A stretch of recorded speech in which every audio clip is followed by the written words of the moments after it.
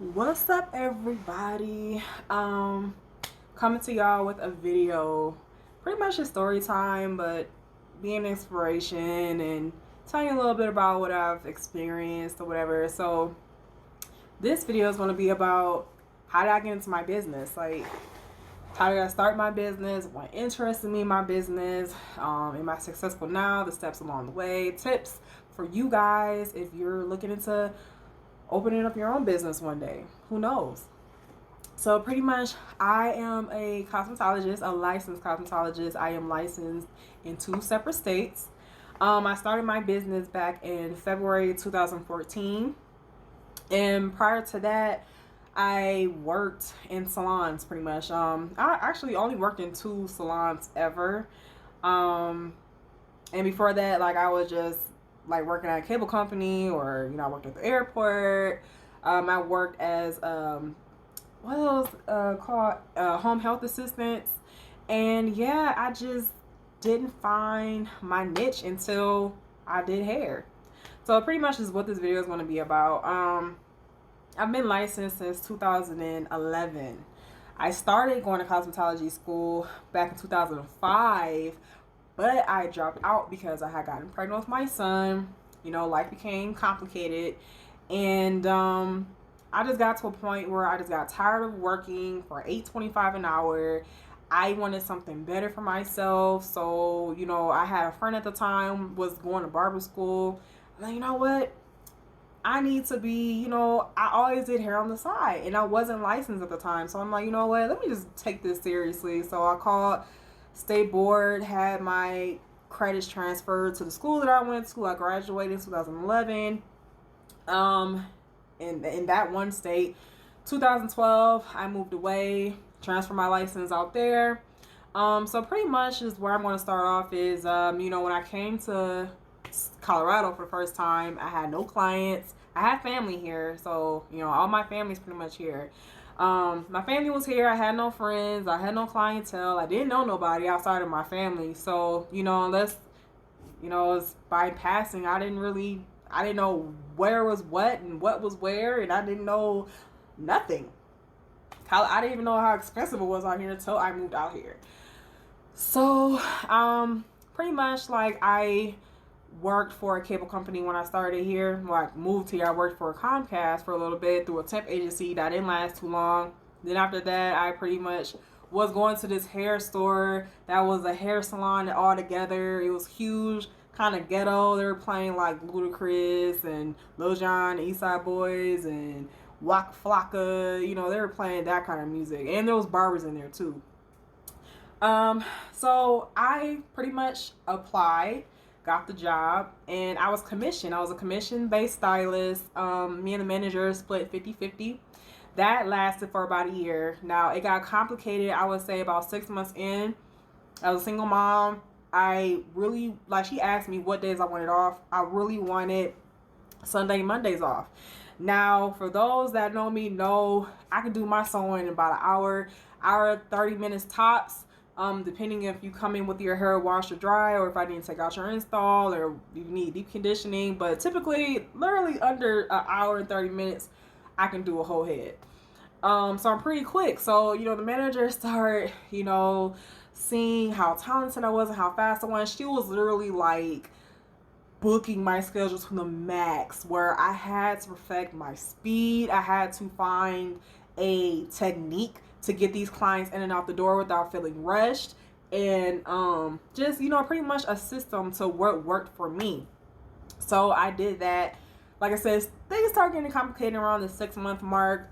She would call me on my days off. Like, no lie, there was one time I was leaving church and I got a call from her, and she was like, "Hey, I have this $300 client that could only come in today. Like, I need you to go in the salon." And I'm like I'm just leaving church. I have my son with me. Like, I have plans to cook. So it's just like, she was my manager, and I had no choice but to pretty much do that. So I was like, okay, well, I'm gonna have to bring my son with me because, he's not in school. It's a Sunday. So she was like, that's fine. So I'm like, all right. So my only day off was just that Monday, and I literally shut my phone off. Like, I didn't want to be bothered. I just didn't want to deal with anything outside of just that. So her and I started bumping heads a little bit because I felt like it became money for her. She on Saturdays, like the salon opened up at 9 a.m. was 8. 9 a.m. and no close at 8. So I would literally be in there from Tuesday to Saturday from 9 a.m. to 8 p.m. No lie. Like that, I worked like a Hebrew slave, like for real. I was tired. My feet were tired, especially on Saturdays.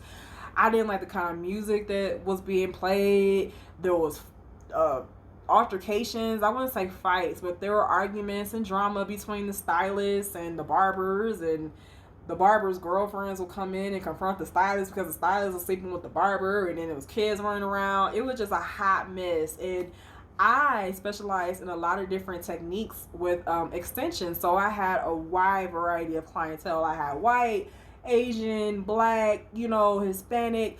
I can do it all, and I dealt with all textures and all cultures. So if I have a Caucasian client coming in and Waka Flocka's playing, I mean, I'm not saying that white people ain't down with Waka Flocka, but I mean, I've had some poor people, and it's embarrassing. The building was just run down. There was like potholes in the parking lot. There was broken glass in the parking lot. It was just a hot mess. But you know what? I had to do what I had to do and stack my money up. But it comes to a point in time where I got tired of giving my hard-earned money, just half of it away every time. And if everybody knows, Colorado is so expensive. It's so expensive. So I wanted more than just that. And I felt like the manager had a tide on me. She made me feel like if it wasn't with her, I wouldn't be able to make it at all type shit. So I just got tired of it. And it was a drama between me and others. That was jealousy. And I'm not one to toot my own horn, but I'll be jealous of me too. Like, they're wondering how this new girl, this new hire, have a full book calendar, and and they start feeling some kind of way towards the manager because they felt like, oh, we've been here longer, how come you don't give any of us clientele, and blah blah blah. But they were booth rate, mind you. I was the only stylist that was commissioned, so my manager trying to get paid, and we both on the hustle. Like I was literally, she was like my pimp. Pretty much. Like I was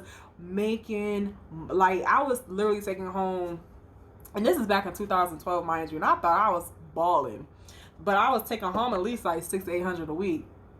Saying that now, I feel like that is such small money. But I mean, it was because I was giving half of it away. Where really, I could be taking home $1,500 and $1,600 a week, where I was only bringing home like $600, $700, $800. It was not a lot of money.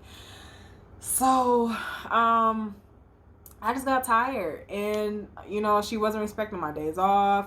So what I did was, when you're in a situation like that, I would say take that as an advantage. Like, skill yourself, or educate yourself on what's going on, pretty much. So the manager didn't do hair. She was corporate. So I'm like, you know what? Let me just dig in a little bit to see what her mind's about and how she ran the salon, what protocols, what rules, just how she ran the whole salon. Because I was interested, because I'm like, you know what? I don't want to be behind this. Like, I don't want to be here. If I want to be behind the chair, I don't want it to be here. I want to be happy. Like, me doing hair is an art of mine, is one of my passions. I don't do it for the money.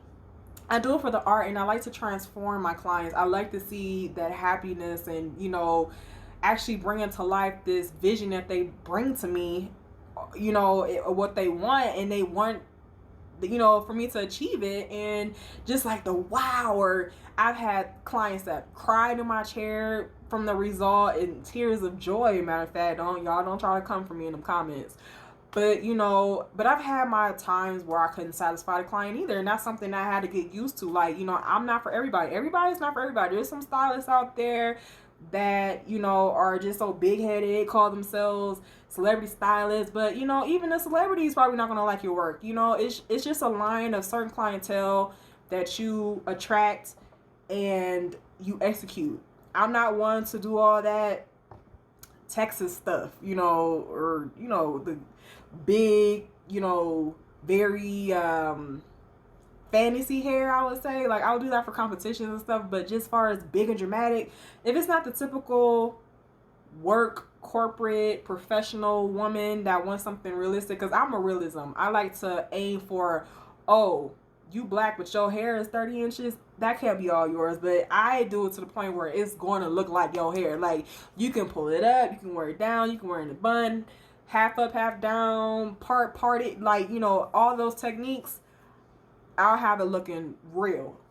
Yo, mama's even gonna be like, "Oh, my daughter got some." Yes, sure do. She sure do, and she paid for it, and it's hers. But anyway, so I pretty much studied her. I studied her. She's got wind of what I was trying to do, and she started acting a little shady towards me. So I can kind of feel a little bit of tension. And there was another stylist that actually started after me that she put as commission as well. And she was giving that stylist my clients. And I was not happy about that. I'm like, oh, no. I thought me and you were cool, but I guess we're not. So the area that I lived in at this point, there was like this office building across the street. I was driving home. I've heard when that some barbers will get a little sweet inside of an office building, and I'm like, what, let me just check this out. So I went to the building, met with the owner. He showed me this little bitty space. It was like 500 square feet big. It was like blue commercial carpet, white, yellowish, ugly walls, and it had like this back area with the sink.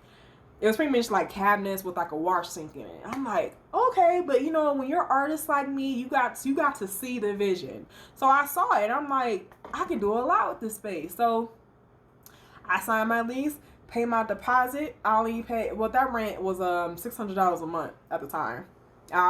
Pretty much stripped the carpet, put down flooring, did the painting. I hired a plumber. Didn't really need to do a lot with the electrical. But I pretty much like made that my own suite.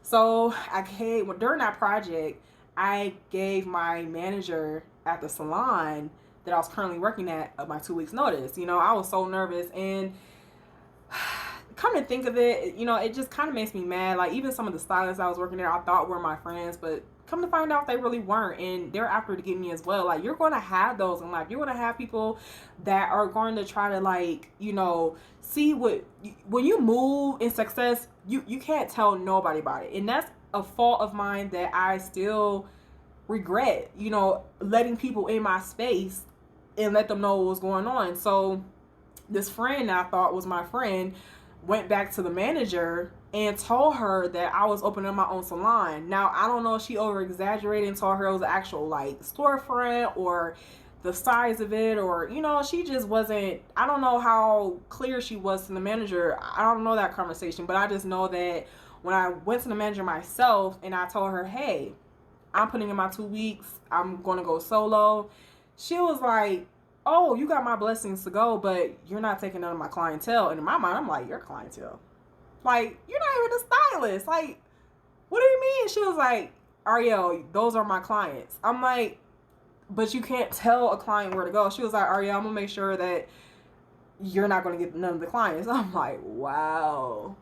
This is going to be an interesting 2 weeks. So the day after I gave her my 2 weeks, she erased everything out of my calendar. She probably left me with like 2 clients, and she gave all my books to the new girl.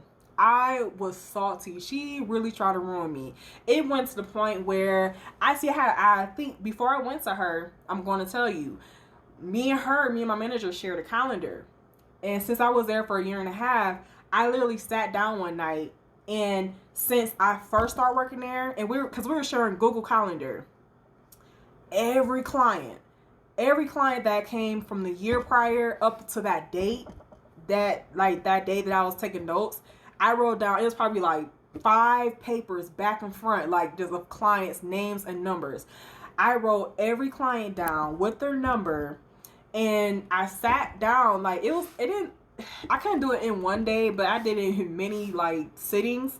I would try to execute all the names on the paper at least for one day. Like, I call everybody. I'm like, hey, it's Ariel from such and such. Remember I did your hair? I'm moving. And I also had to come up with a a promotion. Like, okay, I'm going to business for myself, but I need to bring the clients in the door. The salon that I was working at was off of the street, off of the freeway, but I'm in an office building, so it's like, what notes, Ariel, did you take from this manager of yours from being here? Marketing. I don't have any. I never had experience in marketing, but I saw what she did, and I tried to do something to execute it a lot better. She was putting ads out like on Craigslist. Um, I don't even think she had a Facebook, but it's pretty much like, you know, if it wasn't word of mouth for people that was going in there to actually buy product, I got a lot of my clients that way as well.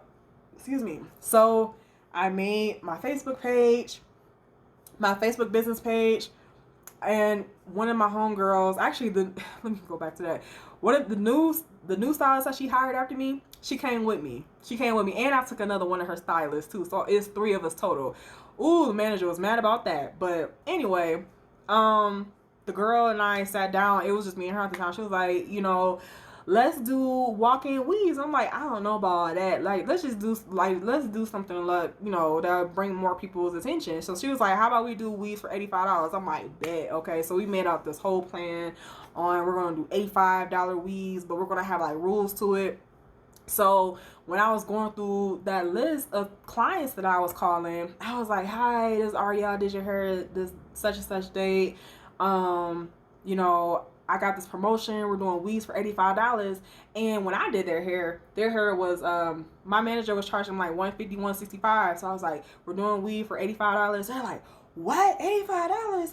I'm there. So, you know, I pretty much would them in that way by doing a special promotion. And some of my clients, before I even got to get to their contact, some of my clients already called my cell phone like, hey, are you opening up a salon? I'm like, yeah, how do you know? Oh, your manager just called me and, you know, notified me and saying that if we stay at the salon, or if I stay at the salon, she's going to give us a 30%, or not 30%, $30 off of the service. And I'm like, wow. And mind you, my manager didn't know at that time that she was contacting my clients that I was taking the new stylists with me. So she was pretty much trying to give all my old clients to her. She was calling all my clientele. She literally took time out, just like how I took time out. She took time out to call my clients to tell them that I was leaving. And it was some clients that I called on that paper that were like, yeah, I talked to your manager already. She told me that you would be contacting us or that you were moving. I'm like, wow. I was like, well, I told them the promotion anyway, because at that point, what's worse than answer no? You know what I'm saying? I didn't expect everybody to come with me, but I just wanted to give people heads up. So, after I did all that, I didn't even last 2 weeks. Honestly, after I gave her my 2-week notice, I lasted maybe 3 days at that. There was so much tension in that salon that I could cut it with a knife. The girl that I thought was my friend, she pretty much told other stylists in there too. They were all trying to get my clientele. Like, it was like meat inside of a lion cage. Like, it was ridiculous. One of the girls took my flat iron, broke the flat iron, and returned it to my station. I could not even cut it on. I didn't know who it was. I felt like I was getting bullied and really taken advantage of. I'm like, how can a person that I really looked up to as a mentor, she's this beautiful black woman that was married with a daughter, got your own business, bringing in money, got stylists under your belt, and I'm talking about my manager here. I looked up to this woman. You know what I'm saying? I loved her. I looked at her as like a mother figure to me. And you're hurting me. You know that I'm a single mother. You know that I'm out here struggling. It's not easy out here and I've been there. Like, I was a stylist back, you know, in my hometown, and I didn't have any clientele. I know the struggle. And it's just like, you have more than enough clientele. Why can't my clients follow me? And you're literally going out of your way to hurt me. I was heartbroken. I was so heartbroken. And, you know, I couldn't trust anybody because I felt like, damn, that girl that was supposed to be my friend, like the other stylist, you know, pretty much running her mouth. And, you know, it was a lot of like rumors going around saying I was leaving to go work with another stylist, like this big rival, like actually my rival now, like saying I was going to go work with her. Then it was, I'm trying to take all the stylists to, I'm getting a storefront, and I'm just like, I'm just by myself, me and this other girl in this little 500 or 600 square feet, no, 500 square feet room. and y'all are trying so hard to ruin me. But let me tell you how karma works. You don't mess with God's children. You don't do that. So I was friends with one of the barbers there, and I was pretty much like crying to him. I just broke down in tears, and he was like, Ariel, he was like, I feel you. He was like, there's a lot of he say, she say here. I've heard what's going on. He was like, you just look sad, homie. You just look really sad. And I'm like, I don't think I could last here 2 weeks. He was like, what you gonna do? And I'm like, I think I might just pack my stuff and just leave. So he was like, well, let me know. I'll help you. And so I pretty much like, I left that broke hot cone or that broke flat iron, but I pretty much just, I had like 2 big bins. I just put everything all in 2 bins, and he helped me carry my stuff out. I didn't say anything to the stylist. I didn't say anything to the clients. The manager wasn't even there at the time. I was just crying. I was like, yeah, bye, y'all. Like, I just left. I didn't answer my phone. Actually, I changed my number. No, I didn't. I didn't check her. I blocked her number. I blocked her on Facebook. I was like, I don't want to deal with her. So what I did was, the clients that I contacted, I was still renovating the new space, so I didn't have anywhere to work, because my plan was to still do hair at the salon, make my money, give her half until my salon was ready. But when you're renovating, stuff happens, like, the plumbing had issues and all that other stuff, so stuff was delayed a little bit. So I was doing hair at my house at this point, so the clients come to my house. I'm like pretty much like, yeah, my salon's gonna open up this day, finally, in that process. And I want to say I was doing hair in my house for maybe 3 weeks. And in between the 3 weeks, I was up all night. I was on my Facebook business page, like trying to attract people. And honestly, not too many people know, but you have to actually pay to promote your page. Or an ad out for, like, when people scroll down their list, they'll see your ad pop up. So I did that. I spent almost like $500 to get a lot of likes for my business page, so I can really look official, and they're real likes too. And I targeted cities in my area, so I did like surrounding areas outside of where I live at, but I targeted like an hour out, hours to 2 hours out, like just pretty much like, though, because the more areas you cover, the more expensive, because they go about clicks. They were charging with clicks back then. So I was like, okay, let me just I'll spend $25 here, $50 here. That shit adds up. And I was like, I spent close to $500. I was like, all right, well, what's up with that? And then I was putting money into the salon as well. So, I was spending a pretty penny. Like, I invested a lot. Like, it seemed like I had to keep going back to Home Depot to get more paint. I had to get more wood. But anyway, it finally came together. And I had my little grand opening. I didn't have like people come, but my first client came in, and I'm like, oh my God, it's official. So for like the first I'll say 3 months, we did the promotion. And when I tell you, my calendar was booked from Sunday to Saturday. Like, I had no days off. Like, me and the girl that I worked with me, this before the third girl came in, it was just me and her at the time, but we were making a killing. Like, we were killing it. We were bringing home at least like 3 G's a week, like, no lie. And I had never seen that kind of money up front. And we were telling everybody to bring cash. So I'll come home with just like stacks of cash. I'm like, wow. And I was just like, dang, man, like, look at this. Like, man, I was like, me and her were just looking at each other like, man, we wouldn't have been able to like make this kind of money at the other salon. So let me tell you how karma works. So the manager at that old salon, she wasn't happy. I heard from the barber that helped me moved out that, it's been times where she was caught looking at my business page on Facebook, or she was like on my website trying to figure out what I was doing as far as promotions. You're not gonna be doing no promotion for no $85 wigs, girl. Because you weren't gonna be making nothing but $45.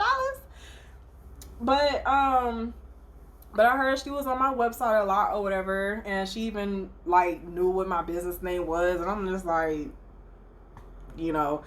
but people start realizing how she works. Even her best friend at that time was realizing what she was doing, and they realized what she did to me. Why her best friend, the third stylist that I'm talking about, her best friend came to work with me, y'all. Like, she hit me up like, look, Ariel, you know, I ain't trying to be funny or nothing like that, but, you know, I seen that, you know, she was treating you wrong, and, you know, she did me wrong. She did A, B, and C. You know, do you have open space for me? I'm like, come on in, because I put 3 stations in my shop. I was like, come on, like, we got one more station. You are more than welcome to come. And she's a natural hairstylist, killing the shortcuts, okay? She was killing it. So, I was like, yeah, come on. So she came on to the team. I heard the manager was not happy about that at all. And then people started to leave her salon. Like, I want to say it was like 14 stylists and 6 barbers total in there. 3 of us had left. And then another girl I'm actually still cool with, she left and got her own shop. And then another lady went and got, it seemed like everybody left to get their own salon. Like, it was amazing. It was like literally that whole year, 2014, I want to say about 7 stylists had left to get their own salon. And then more left her salon to work with the rest of the stylists that got their salons, including myself. So I'm like, wow. And then even the barbers. One barber became a millionaire. He got a big ass settlement from the state, left. And then another barber opened up his own shop. It was like crazy. She only had, and I heard her rent was high.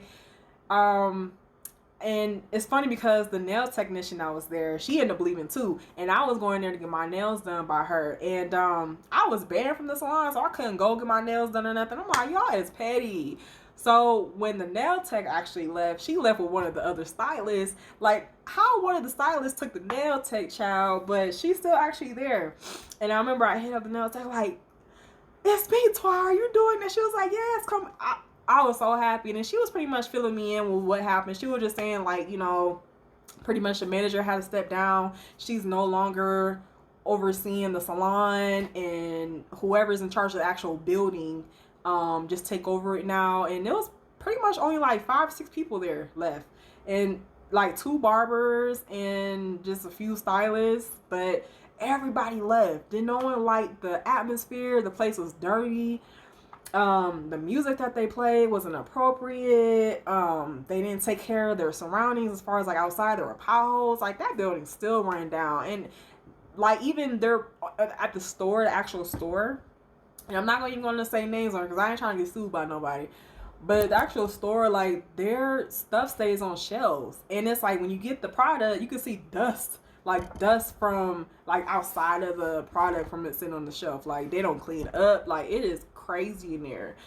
So yeah, that's pretty much it. So I mean, that's just what Carmen does. Like, I heard went to work for like USPS, and then I heard she was doing Lyft full time, and then from Lyft trying to sell hair, but that wasn't a success. And I'm just like, you know, when you ugly to God's children, that's what happens. You know, you take advantage of that. You get on your high horse. You think you better than everybody. You try to stop someone's bag. He gonna take your bag. You don't do it. So pretty much, just to sum everything up, I was actually at my first location for about 3 years. Me and the other stylists kind of wasn't seeing eye to eye. And you know, we ended that relationship. You know, no hard feelings. You know, I wish everybody the best. Like, I'm not jealous of anybody, and I don't hold grudges. I'm just like, you know what, it is what it is. It's a competition out here, obviously. It's like Crips and Bloods of hairstylists, I guess, and not everybody likes me. And I'm not gonna lie, you know, looking back, I definitely could have done stuff a lot better. I could have treated some people a lot better. It made me to who I am today. You know, if I had ever had the opportunity to sit down with these women, I would definitely apologize, and on my part, of what happened. But like I said, there's no ill intent. You know, I don't say hi to them if I go out. I mean, it's just that bad. Like, if we see each other, we don't even, it's just like, I see you, you see me, but there's no like hi, there's no fake, there's nothing. Like, you know, but it's like, you know what, I respected their hustle, I respected their grind, and you know, it just wasn't meant to be. So I sold that little location and I opened up a storefront. I had a storefront for about literally less than a year. I tried to maintain 5 stylists. Me and this other girl became big rivals because she opened up her salon around the same time, and she figured, or said, she pretty much said I copied her. I don't see how I copied you when the names is completely different. I guess the only thing that was in common was the colors and the fact that we had chandeliers, but I bought my salon with chandeliers in it. She installed hers. I mean, her salon is beautiful. She's a talented stylist, but she hated my guts because she felt like I copied her, whatever. But you're not the only one in the whole area or even in the U.S. that has a salon that's white with chandeliers. There's plenty of salons that are white with chandeliers, okay? And actually I had to sell that salon because I was going through divorce and I was just scared of my salon, my baby being taken from me. So I sold it, started over. I went solo into a like one of those kind of like solo salons, but it wasn't called solo salon. I was in that little space for about a year or so, and now I'm back in the office space, and I love my office space. I have a huge space with a balcony. It's just me. And it's about 700 square feet big. And along my road to where I am now, I took extra classes for certification. So I am a I am a certified lash technician as well as microblading technician. So I pretty much can do tattooed eyebrows, ombre, all that, lash, and stuff. But my main passion is hair. So I make great money. Along the way, I've learned what to not do. When you're starting your business, please be careful of where you put your information, because it's going to be solicitors that call you, will be like, hey, we want to put you in the back of the receipts, or hey, what credit card company you using, or we want to put this in your salon. Like, don't just sign any contract, y'all. Like, that is not even just that, but be careful even who you talk to, because if you agree, they're going to record you. If you agree to one of their stuff and it don't work out, they could pretty much hold you liable. Like, I've been through that, like, where thank God I never went to court, but for example, they look at it now, like, even through email is a contractual agreement. You know what I'm saying? It doesn't have to necessarily be your signature, but even just a conversation on email, they can just withhold that. So just please be careful with these certain solicitors out here. If it's like a merchant with credit card services, if it's like advertisements for them to be putting your information like on their channel or on receipts, if it's Yelp or Google or any of those search engines, they'll come at you like, hey, just do it yourself. Do it yourself. It's going to cost money, but I promise you it's going to be rewarding. Start getting on, if you do hair, like, start getting on the online booking. Online booking is really big right now. Like, I'm on StyleSeat and I have over 555 star reviews. I've always been on StyleSeat, but that's my main point of contact with my clients. My clients have the freedom to go in there. They book. They can see their bookings. They can reschedule, cancel if they need to. They can make a payment on there. Like, everything on now is through online. I have a social media presence. I have over 13,000 on my Instagram. I have close to 2,000 on my Facebook. Now, I did recently just link my Instagram to my Facebook, but it seems like Instagram is a little bit more popular than Facebook, I've noticed. But, just as far as like posting the right content to attract your audience. And then there's going to be times that you're going to have to, pay these, like the social media market to show off your work or to show off your promotion, whatever you got going on to get exposed in your area. You got to spend money to make money. And right now, I am making money. Not now because of this whole coronavirus, but thank God for savings. Thank God for intelligence and, me having the wisdom, the knowledge that I do pretty much to, like, put aside money. Put yourself on payroll. Like, if you get paid $100, put $40 to the side. You know what I'm saying? Like, $60, $40 don't have to go nowhere. You're like, what's the rush? you know, or put a certain percentage in your savings and then put a little bit back into your business, like put 20 towards your business, pocket 60, put, you know, 20 in your savings. Like, you know, you can do it like that. Just spread it out, you know, and when it comes to time like this, you will be prepared and you won't have to worry. You can just sit here bored making videos like me. So, y'all, that's my story on how I pretty much got into business for myself. That's the advice that I can give y'all. And one little disclaimer that I forgot to mention too on why I like working by myself. I had got fired pretty much from every job that I had. If it was a call center, if it was home health aid, if it was working at a group home, shit, I even tried to sell vacuum cleaners. It didn't work. It didn't work. I feel like you have to find your calling. Like, what is it that makes you happy?